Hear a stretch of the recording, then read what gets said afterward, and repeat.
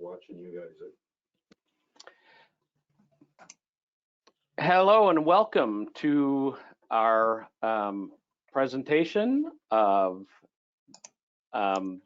D&A's Lunch and Learn on December 7th, 2022. Today we will be presenting ProcessPro, a cloud-based enterprise process mapping solution that you can use across your business. Today I'm Will Booth from D&A Business Management Solutions. I am the host of today's webinar, and I'm happy to welcome several colleagues from ProcessPro. Phil Hicks is the Group CEO at ProcessPro. He's going to be our main presenter today. We also have Rob Rinkinen, the Global Sales Manager and the Head of Chief Information or Technology Officer and founder of ProcessPro, James Ross, that's attending with us. So Phil, I'm just gonna switch right over to you so you can do your presentation. And I just wanna let everybody know we are recording today's session. So everybody will be able to see a recording of it that we'll send out after. So I welcome Rob and James and Phil to our event today. And I hope everybody will find this interesting. If you do have questions, there is a question module in the GoToWebinar, so you can just enter them there, and we will answer them either during the presentation or at the end. So over to you, Phil. Great, thanks very much. And Rob, I'll let you do the introduction there, and we'll get cracking. Thanks, Phil, and good morning, good afternoon, everybody. Customers of D&A, we're just so excited to present today as a new vendor partner with D&A. What we're seeing is massive changes since COVID in the use of process mapping, and I hope some of you had a chance to have a bit of a preview of where process mapping started from the days of Visio and Lucid Charts, and now to the latest generation in that technology. What we'll cover off today is the connection we have with D&A, with Will and his team, to bring process mapping to you as the customer. So we'll do quick introductions, the product vision, our team, so you know where we're from and what we're doing around the world and the problems we solve, product demo and Q&A. Please, at any time, I think there may be a chat session there that if you want to ask Will any questions or any of us, please put them in there and hold off till the end, and we'll go from there. So the vision of ProcessPro is for managers and teams who want predictable outcomes, reduce risk, and improve customer experiences. ProcessPro is a process management platform that empowers teams to consistently and efficiently deliver quality products and services.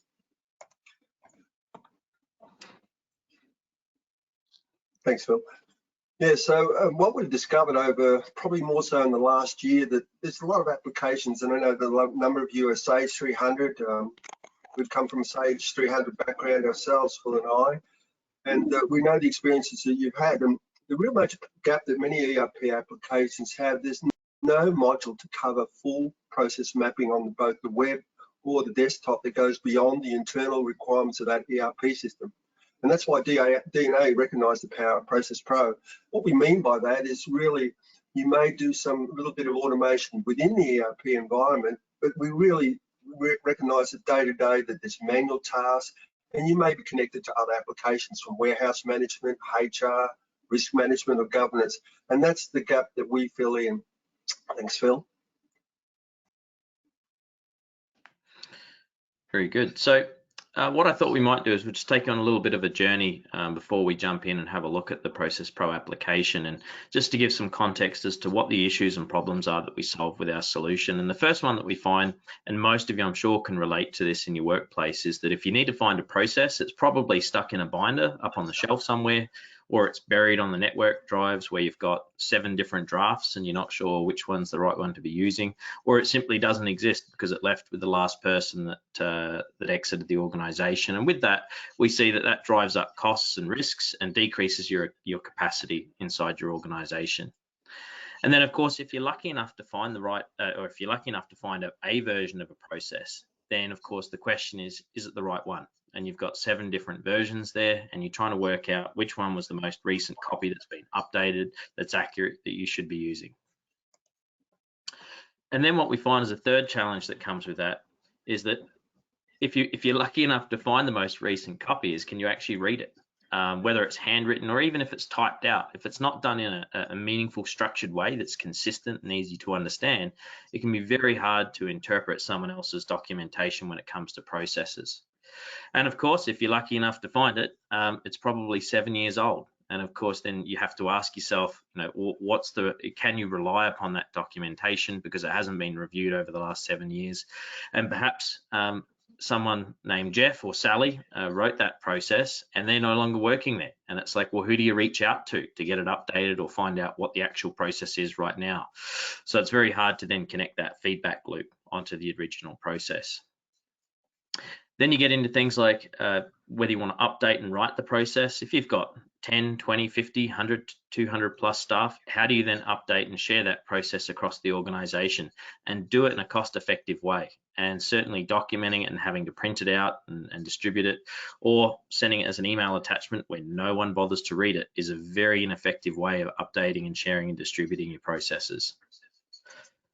And like many, they come into a new job and they're told that it's an amazing company to work for, and you get in there and you sit down and you say, right, what do I have to do? And there aren't any documented processes to follow.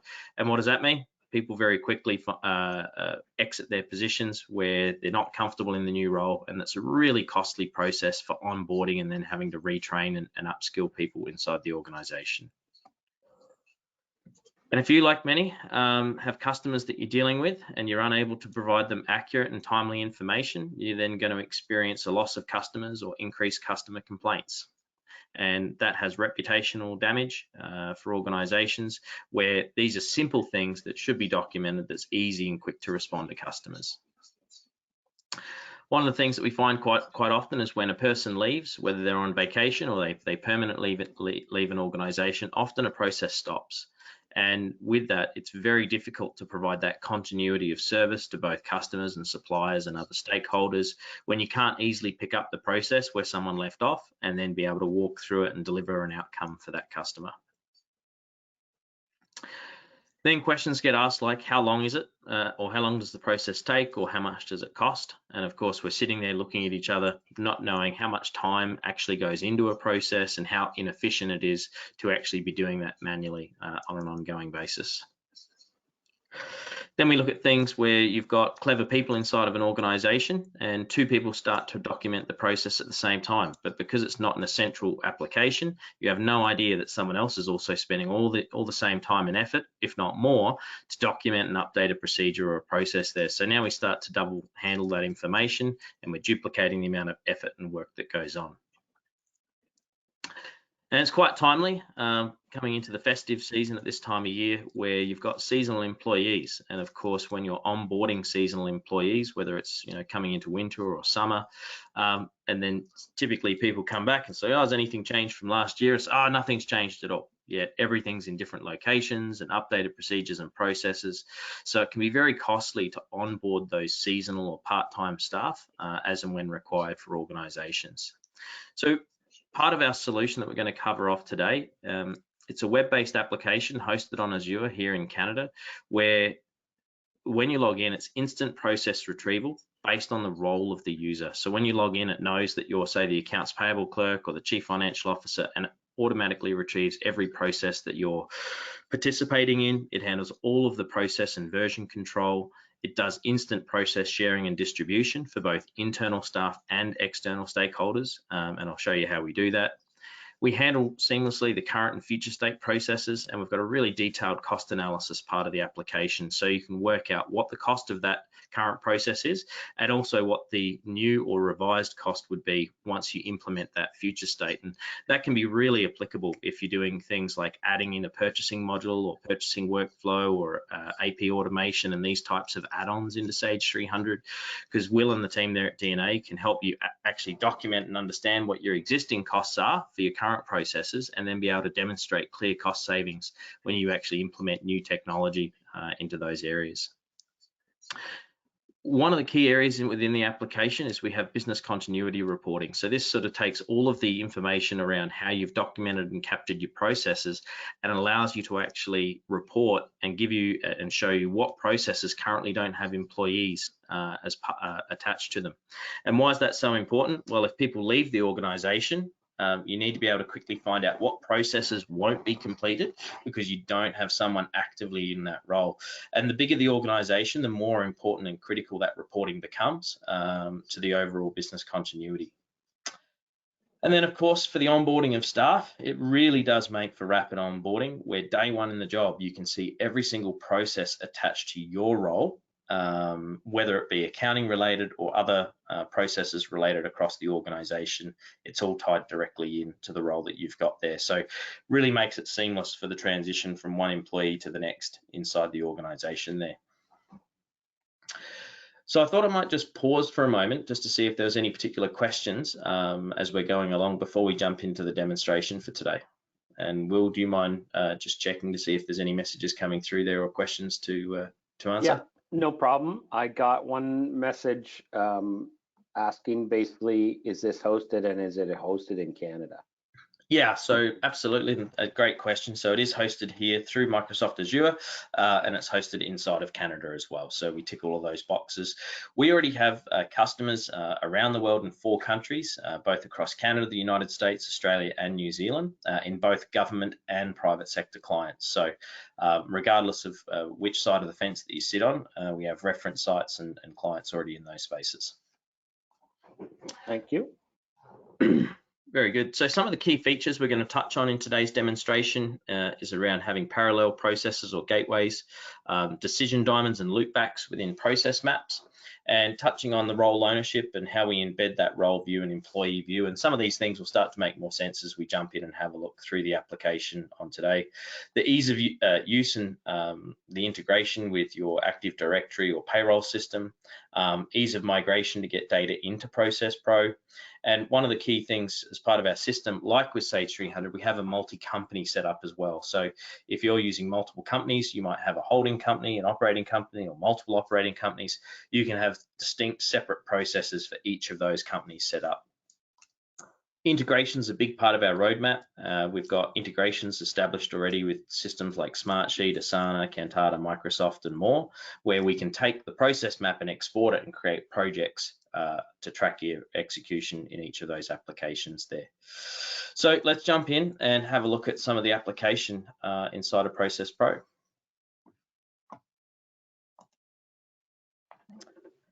All right, okay, we see your screen, Phil. Looks good. Excellent, thanks there, Will. So when I first log into ProcessPro, you notice it's a web-based application. It's hosted here in Canada, and it knows when I'm in on my dashboard what processes are linked to my role. So I'm the Director of Finance, and it's retrieved all of these processes that are related to my role inside the system.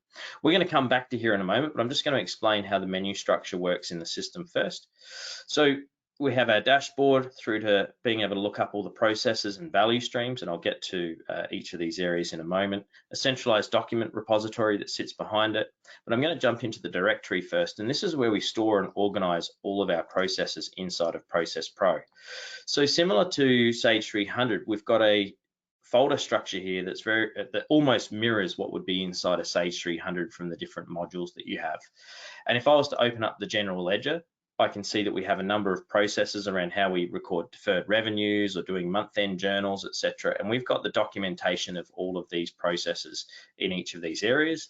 And then I could say skip down to accounts payable, and then we've got our payments processing and our invoice processing, and each of those processes with it. So let's jump in and have a look at, say, a simple process like paying an invoice via EFT. So just if you're not familiar with process mapping, unlike say the user manuals inside of Sage 300, this is about the entire end-to-end process. So not just what you're entering into Sage 300.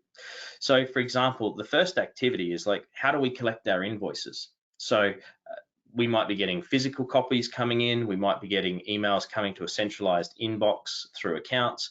Other managers within the organization might be receiving invoices. So we need some instruction and guidance as to how do we actually collect those invoices?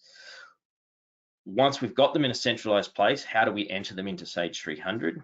If you're using a third-party application like the Orchid software modules that come with Sage 300 through Will and the team there at D&A, you might be attaching those documents into Orchid. And perhaps you have an internal control, like you need to print a payment report for the CEO to sign off. And quite often, that's a good internal control where someone needs to review, yep, these are the approved payments going out, someone does a manual sign off, and then you scan and attach that back into Sage 300. And you can see here that with the swim lanes, the accounting team was doing these functions, and then down here, the director of finance would complete that payment sign off there with the CEO. Once that's complete, we can create a payment batch and upload it to the bank and send out the remittance slips. So what we're looking at is the entire process end to end. And if you're using things like Microsoft Visio, the biggest fundamental difference is each of these activity boxes is where you assign a role or multiple roles into the process. Why is that so important? Well, going back to where we started at the dashboard automatically retrieved and said, hey, Phil, this is all the processes linked to your role as the Director of Finance. So it's really important that when you're building out the activities inside a process, that it actually comes back and links it directly to your role so that you're not having to then look up and find processes. It's instantly giving you that when you log into the system. On the right-hand side, we have the ability to set up for each of the activities, the tasks, notes, web links, and attachments that go with it. And what I think might be useful for today's demonstration is just to walk you through how quick and easy it is to actually create a process from scratch and to build that out. Okay, so let's go and do that. So we're going to add in a process, and in this particular one, we're just going to do something nice and simple like a support call that comes in, and we're going to add that process. And to begin with here, it gives us a blank screen to start with. I'm going to add an activity. So in this particular case here, we might say we are going to have a customer call is the first one, and we're going to actually assign that to, and as we're actually going through here, you can see that it brings up, when I do a quick search, the actual users or roles that are associated with that. And in this particular case, we might have this coming through to say, let's add a new role into the database. So we're going to call this sales support, and let's go and add that role into the database, and we're going to add the activity. So now we can see that we've got a sales support and a customer call coming through, and maybe we want to add another activity here, and this is going to be create a support ticket, and this won't be with sales support, this might be with customer support or help desk. Let's assign it to help desk. So we can create a role on the fly really quickly, and we're just going to change that color because that's going to look a little odd later. So let's add this role in, and now we've got two activities as part of our process. We've got a custom call, then we're going to create a support ticket. Now, for this, we can see that against this customer call, we can add a task note or web link. So let's add some tasks in here. So we're going to keep this nice and simple. We're going to answer the phone, and we're going to be really detailed today. We're going to say hi, and then we're going to transfer the call to help desk. All right. So we've added in those tasks, and you can see that we have those three tasks that are now part of this. If I wanted to, and let's say that we wanted to add a document or an attachment in here, I can actually go in and I could browse and upload a document. And if I went to my desktop and I wanted to get a picture of the city of Edmonton here, what that's done is it's actually uploaded that image and made that part of the process now. So that's really good. If you take screenshots of accounts payable or order entry or any other types of areas, you can drop those attachments in. Now, one of the things when you're building out a process is you might not necessarily know what people do in help desk. So one of the cool parts of ProcessPro is we have a collaborative part of the process here where we can request the details, and I can either ask someone internally in the system, or I can send it to someone externally. So I might send this to myself, and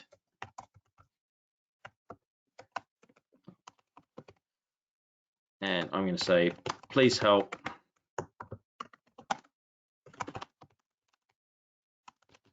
And rather than having to get everyone into a boardroom to be able to do this out on the whiteboard, this is actually going to send me an electronic copy, and we will actually get that up here in a second, and I'll share that on my screen.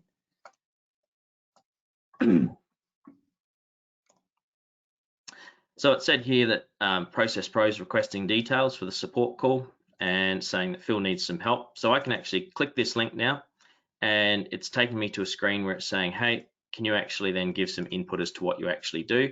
If I wanted to have a quick preview of the process, I can see it right there, and I can see there's the customer call and creating the support ticket. So I'm like, oh, I understand what Phil's trying to do. So what we do is we open, say, Sage CRM, because we're using that. We're going to click create new case. We're going to fill in the form, and we're going to click save, and we're going to wish them a happy afternoon.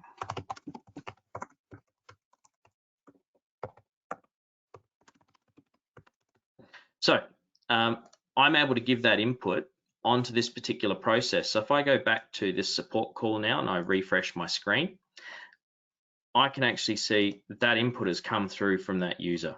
So they don't even have to be set up inside the database, but now I'm able to actually collectively bring all of this knowledge from across the organization, get it into one centralized tool to be able to help build out your process map from there. And of course, we've got some really cool functionality inside of ProcessPro. So if I'm looking at this and I go, you know what, that really looks like a process in itself, we can actually then convert this to a process. And what it does is it creates a link inside of the process map here. So it goes from the customer call to creating a support ticket. I can right mouse click and drill into that. And now it's elevated all of those tasks into activities. So some of the other neat functionality that we have inside of ProcessPro is we can build in things like loopbacks. Now, what that allows me to do is visually on the screen here, I could say, I want to loop back right to the first activity, and I'm going to do that from the top of the screen here and from the top, and I can apply that. And now I can see the dotted line going all the way back. We also have the ability to set up things like what we call gateways within the system. So let's say, for instance, I wanted this to run parallel. And now I can see that we've got activities that can run parallel to each other, and you can set them up to be inclusive, exclusive gateways. So maybe it's pick one of the following three, or you have to do all of the following three, or you only need to do one of the following three through there. So you've got a lot of flexibility inside of the process map itself as to how you actually want to visually display that. And you've also got some really neat drag and drop functionality where we could take that particular activity from the last one, and then I was able to drag and drop that, and you can see it's changed the order of the process. So really quick and easy for people to be able to create their process documentation, tasks, procedures, documents, and put it all into the system through here. Now, when you're building out a process, one of the things that you may want to do is you actually want to share this with someone externally. So we can publish these processes, and what this allows me to do is I can give you a link, and as a non-authenticated user, so you could be a customer or a supplier, they can actually log in and they can see the entire process now. And for that end user or customer, they can see the detailed instructions that go with it. They can also provide feedback as well. So if something was broken here, maybe there was a form or a link or something that's not working, that feedback comes directly back to the process owner inside of ProcessPro. Okay, so when you're building out processes, typically most organizations will have some level of controls in place. So when you publish a process from draft to a published state, you can have it go through a workflow to get internal approval. So you can set that up so it might need to be approved by a manager or a director first before it gets published. We've got some really neat functionality that allows you to quickly duplicate the process or convert something into a value stream. Now, value streams, this allows you to actually connect multiple processes at a high level. And I'll give you an example here. I'm just going to switch to a different database, and we'll have a look at one here that we've created previously. And let's go into our value streams, and I'll use this example for a college. Now, for this particular college, they had 5 processes where they had a recruitment process, an onboarding process, and when they're onboarding new staff, they have to notify IT to do a network setup, payroll setup, and building access setup. So value streams allow us to connect multiple processes together at a high level to help us understand visually how each of these connect with each other. So if I was to look at this and I said, look, show me what that process is for recruitment, I can now see the entire process map, which comes across, and you go, great. And then I can quickly navigate back up to the top level value stream, and then I can go through into each of the other areas there. So that's a really great way of being able to connect all parts of your organization through the use of value streams to help people understand where processes start and finish and hand over into each department. Now, a couple of other really neat things when we're in here that we use all the time is when you've got process maps built, quite often the question comes up, how would we actually track the process that it's being done from an execution side of things? So we have the ability to export to a number of different systems. So for example, I'll use this one today, like with Smartsheet. I'm converting this particular process now. It's going to create a brand new project for tracking inside of Smartsheet. And we have a whole bunch of applications that we integrate with. So I thought today we'd just show you one. And now it creates a brand new project sheet inside a Smartsheet with all the activities and tasks, and then you can start doing the assignments out to different staff members to track the execution of that. So that's really, really neat as to how you can tie that in and track each of those particular processes. If you do need to print your process and have an offline copy, we have a nice paginated report that comes out in PDF. So you get to see that here in a second, where it brings out the process map and all the detailed instructions that go with it. So here we have, there's the process map, and underneath it we can see all the details, tasks, screenshots and images that have all come out. That looks very professional and well structured to be able to follow that as a procedure manual as well. So on each particular process map here, when I bring up the process steps and we can see the details and instructions, one of the really neat things here is it's telling me on this activity 7, there's actually, this role does not have any assigned users. So this is what we talk about business continuity. On each process, you'll see where there's gaps, where there's no employees. But we can also get a report out overall that will show every single process that currently doesn't have active employees attached to it. And that's really, really valuable. If you're looking at doing any sort of organizational restructures, we tell clients, take a copy of the database, do your org restructure in here, and then run the report and find out what can't you actually do because of the changes that you've made. Excuse me, and it's far better to find that out before you make the changes and then have egg on your face later. Okay, when you're controlling your processes inside of ProcessPro, we encourage all clients to set up a process review date and time. So that will ensure that you avoid that problem of 7 years later and no one's looked at it and it hasn't been updated. You can take processes offline as and when you need to. So that's really good for things like COVID, where you might have temporary measures or processes in place and you just simply take that offline so people can't see that. We can then also switch the view of a process map. So we can see here now it color codes the boxes, and we've got a timeline, which segues nicely into our next point. And you can see color coded each of the roles associated with executing that entire process there. So this dovetails nicely into our time and cost analysis. And I'll use a banking example here because I think most people can relate to what it's like going into a bank and having to set up a new account. So if I was in the bank and I had someone walk up and said, look, I'd like to open a new account, I can open up the process. I can see that you have to determine eligibility, you have to collect the documentation, you have to determine current funds for the account, complete the application, and then you send it off to the relationship manager to get completed. So for this to work, there's a number of things that have to happen, and we've got everything from the account requirements document there to having, what's the approved forms of ID that they can accept, right the way through a link to an automated form that they can complete to actually submit their account application.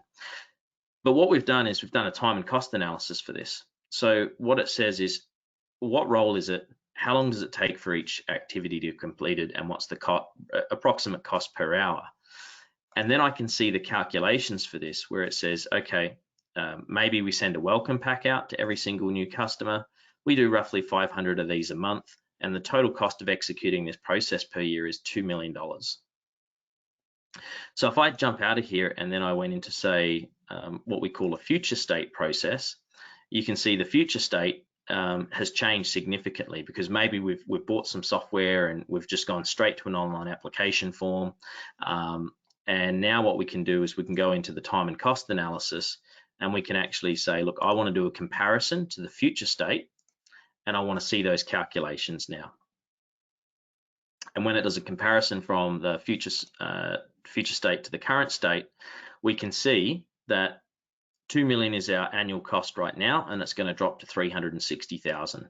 So that's really helpful to help to give clarity to why you should be implementing certain pieces of technology or implementing new solutions to really drive down your costs and streamline what's going on inside the organization. And if you're implementing new modules with D&A across your Sage 300 applications or other areas, it's a really good starting point to start capturing what those processes are, to then be able to demonstrate, right, this is the change. We're going from our current state to our future state, and having all of that documented in the application.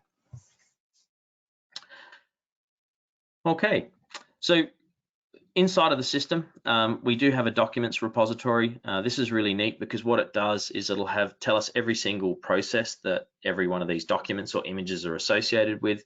This means if you make a change to this particular image, it'll update every process that it's attached to. So you imagine if you'd had 20 processes with an accounts payable screen or a purchase order screen in Sage 300, you can replace that one image and it'll update every single process in the database that has that image in it. So it's really powerful in how it can really streamline and make it really quick and easy to be able to maintain and manage all of your processes.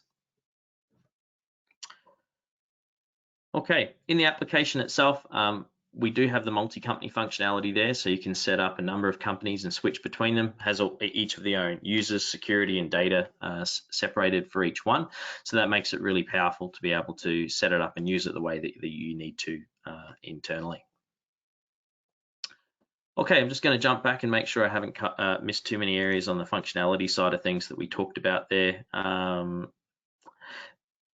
I think we've covered most of the core functionality in the application. Where I think probably adds a lot more value in today's discussion for people on the call is we've actually built out a payback calculator for ProcessPro. And what this does, and it allows you to enter in your number of employees, part-time, seasonal, how many roles across the organization that you might have. And what it does is, based on what you've put in here, it gives a suggested number of processes that you probably need to have inside your organization.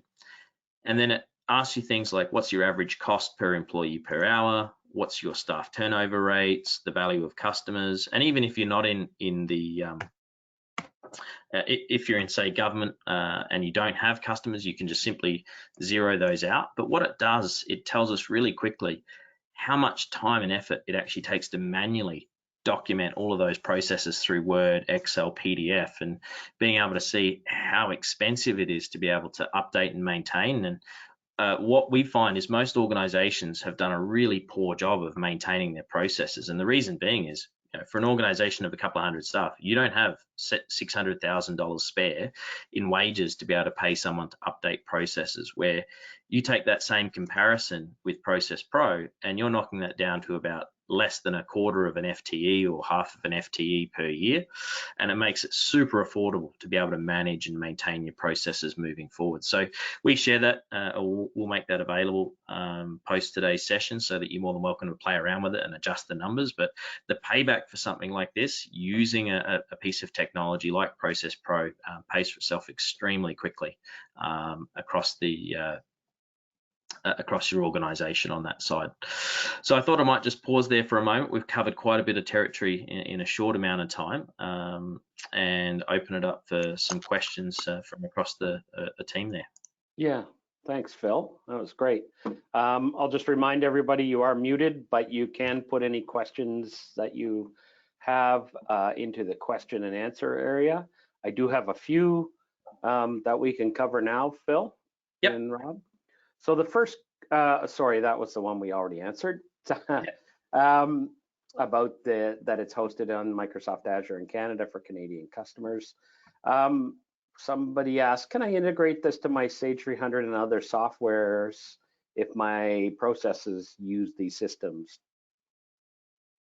Yeah, so if you're using other applications, the way that we typically will integrate with other systems is we'll embed a web link. So if you were using, say, Sage 300 and you had a web page that you needed to go to, or a digital form or a document, we'd store that directly in the process map, and then you click on it and it takes you directly across into that application, but it does need to be the web application with a unique URL to be able to switch across over into there. If it's not just limited to Sage 300, if you've got payroll software or other software systems, you can embed those links in here at any time, so that when someone brings up the process map, they can click on it and it takes them straight into that appropriate system that you've set it up for. Yeah, and I'll just expand on that if you don't mind, Phil. So in Sage 300, because it is more of a legacy system that doesn't offer that unique URL to go to an area of the system, what we're looking at, and I think Phil showed it earlier, is having a screenshot of where you might go in the system to do that. We also have what's in Sage 300, what's called a visual process flow inside Sage 300. So we could create the equivalent visual process flow that maps the steps in the ProcessPro flow. So you could have that open as you go through the steps, see where you're supposed to go, but then just click right over to the actual launch the interface in Sage 300. So we already have a lot of clients that use the visual process flows in Sage 300, but it doesn't give you the benefit of having this organizational wide process map to integrate either with other products or have other people that maybe aren't in Sage 300 perform certain things. Also with a more modern ERP like Acumatica, which we provide, you can just drop the excuse me, the hyperlink right in the process map, say to AP invoice entry, and it will take you right to that screen. And if you're not logged in, it'll ask you to log in. So, and there's other systems like that, right, Phil? Absolutely. So just something to, we're talking about other systems. We use tags inside of our database. So the reason that we would be using a tag, and let's say in here, I'm using the keyword Sage as a tag. What allows me to do is if I said, look, just quickly show me every activity where Sage is tagged in, it'll bring that up very quickly as tags. And you can also then run reports to say, show me across the entire database where that piece of software is being used. And that's very clever because that can help you to quickly identify when you need to make changes or wholesale changes across the system to be able to easily find where those systems are used inside of those process maps. Very good. There's also kind of a related question here, Phil. So someone else asked, you showed a process where someone had to print a payment approval report for the CEO to sign. Yes, I remember that. They asked if I use something like DocuSign or Adobe Sign, can we have that document sent out and approved that way using the integration? Yeah, absolutely, you can. This is more the instructions as to what needs to happen and when. And let's say there's a link to the Adobe Sign, you would then put the link directly into here. So if we were, in this case here, printing EFTs, sorry, I'll go and add that in. From here we can add the web link, and you might have your Adobe link directly into here, so that you can then put it in, and then you can kick that process off directly from here. Yeah, and you kind of showed that with Smartsheet anyway, I think, after that. So I think that question came in before that part. Someone else asked, it's related to current state and future state. So how or when do you decide to make the future state process the new current state? So I guess they're just wondering, I guess you could have an approval or something, but is it easy to publish? How do you decide when to do that? Is there? Yeah, absolutely. So let me just open one up here. So if I had this open and I had the future state, so typically someone would be working on the future state when you know that there's upcoming upgrades or major changes to systems and way things are being done. When you're in here, once you make that decision, you can request to publish that, and then what it's going to do is that future state will replace the current state in the database. It then creates a historical record of the previous processes, so you've got a complete audit trail of every single copy of every previously saved or published process. Right. And yeah, I can think of something like, say we were doing an upgrade to Sage 300 and we were moving somebody from a local server to an on-premise hosted server, and the login process has obviously changed, and how you run reports and things like that. So you could get that in place while we're doing that, and then flip it over to get it, get everything mapped out and then use that as the new process going forward. So that would work. Yep. Yeah, let me just check. Are there any more? Did anybody else put in a question? One question is there a lot of training for the customers to do process map writing themselves? Yeah, sure. So when we do the onboarding, we break it down into a couple of areas, but there's the process writing training versus the people that would actually view and read a process. So we put a lot of emphasis onto training people who write processes and making sure that you're setting it up in a structured way that's easy for end users to understand and be able to interpret. So yeah, there's a lot of soft skill training to begin with that we do in the first week to get you up and running on that side of things. And it's really geared around getting your writing techniques up to scratch. So when you're deploying this to 50, 100, 200, 300 staff, it's done in a consistent, structured way. So most of that training is done there on the process writing side. From an end user perspective, though, it's super quick and easy. Like I log in, there's my process, click. So that training is done in a matter of minutes, whereas we focus a lot of the attention around the process writing and the best practices and techniques you should be using on that side. It is really quick and easy to get started, though. Taking you through that example before, being able to come in, add your activities and roles and users in the database. This is something that you can get started with very quickly, and not allowing perfection to get in the road of good enough. There's never going to be a good time to start a project like this, but of course, the longer you leave it, someone leaves the organization, all that knowledge walks out the door. So the sooner you get onto this, the sooner you're going to protect all that corporate knowledge and have that all retained internally. Yeah, and there's a kind of related question that says, is there a set of ERP processes available to get started if we're using, say, Sage 300 with D&A?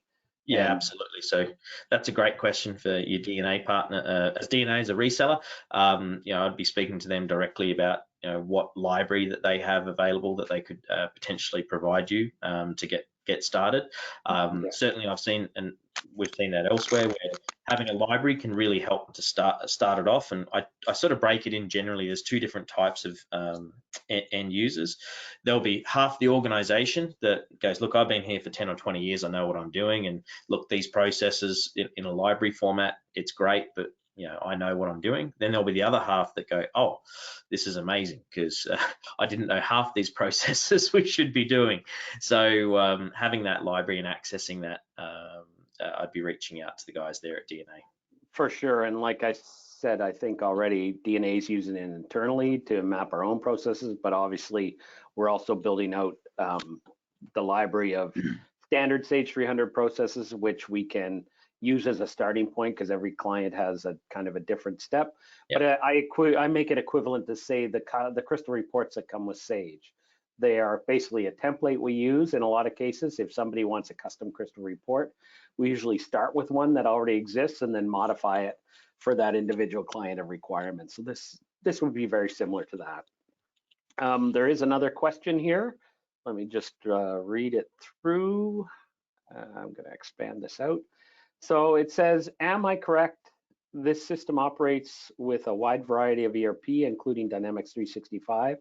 Can it also be used as a complete standalone during a process of replacing an operational software for a non-financial application, specifically when we bring in business analysts to interview staff and ensure completeness of process? And is this the correct type of tool? Yes to all of the above. Great question. So look, the reason that we partner with organizations like D&A as a starting point is quite often that involves organizational change around accounting processes and practices where you need to have an audit trail and processes documented.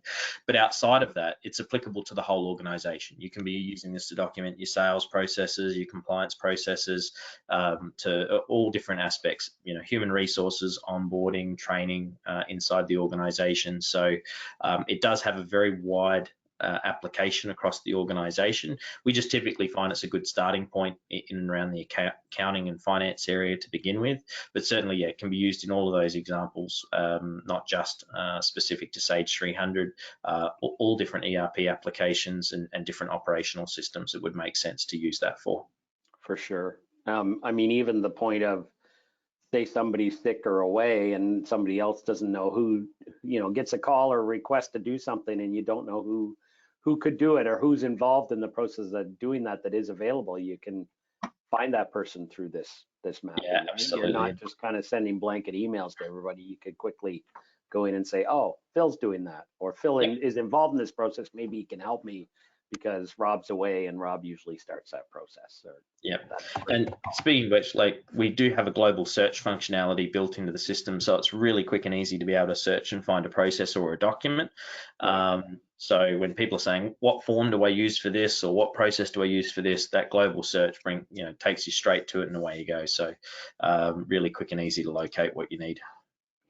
All right. One other question is, how does the licensing work? Great. So the licensing, there's two ways you can get access to this. So you can get access to the application through D&A, and they have a reseller subscription that Will can speak to. The typical licensing, if you want a full subscription, there's the two main ones that we have. We have a 500 process license. So license based on total number of processes, not users, and you can get access to that for around 12,000 US per year on an annual subscription. And then we go out to an unlimited subscription over and above that. We can have unlimited processes and users in the database, and that goes at around 50,000 US annually as a subscription. But the majority of our clients, once they get up and running, they're typically in and around that 500 process license to begin with, which is a really good starting point there. And based on the payback calculator, I mean, if you've got 30, 40, 50 staff, it pays for itself very quickly. If you've got more than 100 staff, this thing's paying for itself in a matter of days. And high turnover is a key thing too, Phil. Yeah. Like when you're having to reintroduce new people into how to run in the business is another key component to people who have really benefited from this, right? Yep, absolutely. So if you're working with D&A as an existing Sage 300 customer, though, you can get access to a 25 process license for this, and we'll be able to follow up with you and give you the details on the pricing and documentation to go with that as well. Yeah, so basically we have a subscription where we can create a database for you specifically, limited to you, but under our subscription. So you can, if you only have a few processes that are key that you want to map initially, or you just want to kind of dip your toes in the water first, we can help you with that. So just reach out to sales@da.ca, or reach out to Mike or Miriam or myself, and we can certainly help you with that. So you'd be initially under our subscription, but again, if it seems like it's going to work for your organization, you have a broader mandate going forward, we can easily copy those maps over to your own enterprise license so that the data and effort is not lost. That's the beauty of the system. All right, let me just do one last check. Those are some great questions, everybody.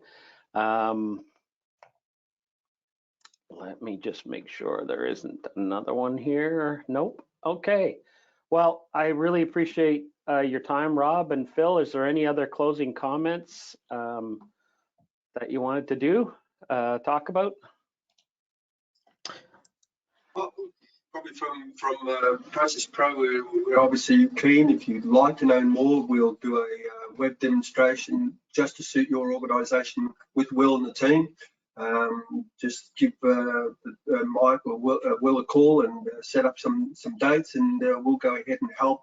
Specifically, if you're a certain type of company that needs some special requirements, we do get a lot of ISO 9000, also general audits, financial audits, so that sort of component we can talk about. Please don't hesitate to go through D&A, and we can go from there. Thank you.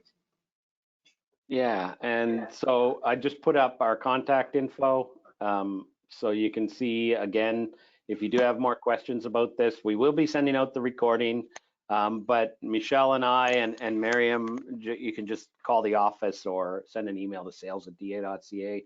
We'd be happy to talk to you more about this. If you wanted to have your own presentation, Rob and Phil are happy to assist us with that if needed, so we'd be happy to chat. So I really appreciate everybody's time and this great feedback. Correct. So if we don't talk again, have a great Happy New Year and great holiday season, and we'll see you in 2023. Fantastic. Thanks, Will. Thank you, gentlemen. Thanks, D&A. Have a great day. Bye-bye. Bye.